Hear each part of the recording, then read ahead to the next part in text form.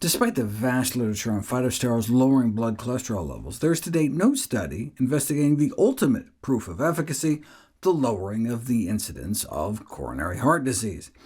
This is probably the strongest argument against them. There are no studies with hard endpoints to confirm that the drop in LDL cholesterol from plant sterols translates to a drop in heart attacks.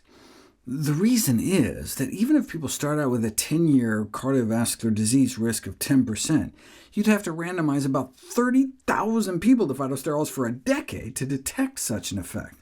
And at a more reasonable 10-year risk of 5%, you might have to enroll more than 300,000. Now, one could argue that the cholesterol lowering is all we need to know, since basically lowering LDL cholesterol by any means appears to lower cardiovascular risk, whether by statins, other kinds of drugs, diet, or surgery. However, there was a big trial of extended-release niacin in a group of patients with LDLs starting down in the low 60s, and researchers saw a further 10-point drop after a few years that should have dropped their risk by at least 5 or 6%, but failed to offer a statistically significant benefit in the end, so there's at least one example of that line of argument failing. There is that ezetimibe that does have a similar mechanism of action as phytosterols, that is, blocking cholesterol absorption. It partially blocks the cholesterol absorption receptor, so cholesterol absorption is reduced by about 50%.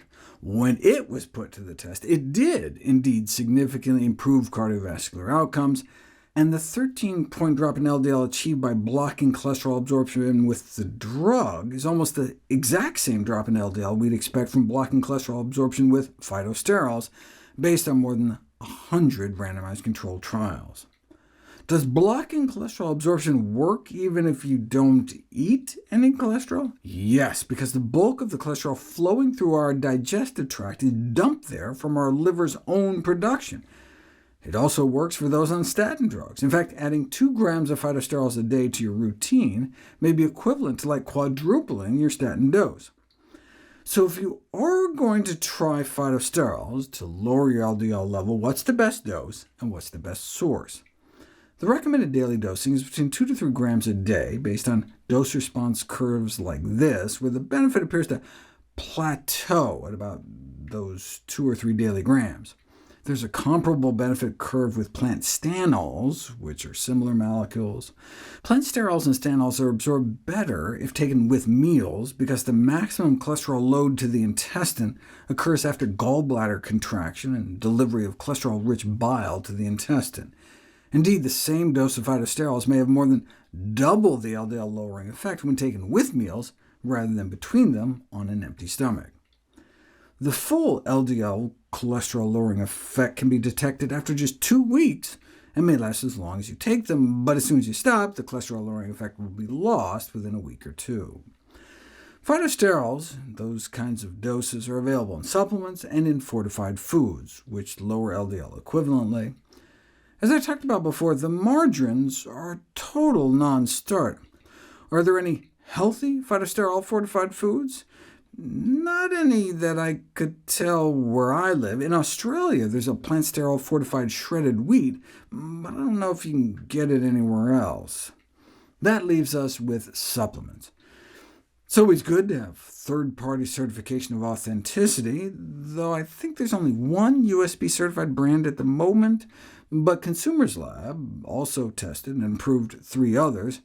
They're also pretty expensive, so I was excited to see that you can get it in bulk, and you could presumably just sprinkle a bit on your food, but that presumption may be wrong.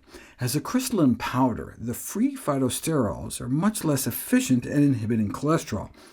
That's why the initial studies a half-century ago were using doses of 10 to 20 grams a day. Then researchers figured out how to make them more soluble by making fatty phytosterol esters, which is what you see in the capsules. There are studies suggesting that free sterols block cholesterol absorption as much as esterified sterols, but they included equal parts of an emulsifier to improve absorption. A study showing free sterols could lower LDL similarly relied on some proprietary means for solubilizing it. Just for fun, I tried taking the bulk powder for a month, and indeed sadly saw 0 effect, whereas I got a nice 17-point drop in LDL taking the exact same dose in encapsulated ester form. Normally, I'm not a big fan of lab tests, but if you do start phytosterol supplements, I would get your cholesterol tested before and after a month or so on them. You should be able to get your cholesterol tested for free through your doctor, but these days you can get your cholesterol tested at low cost or free even without insurance or a doctor visit.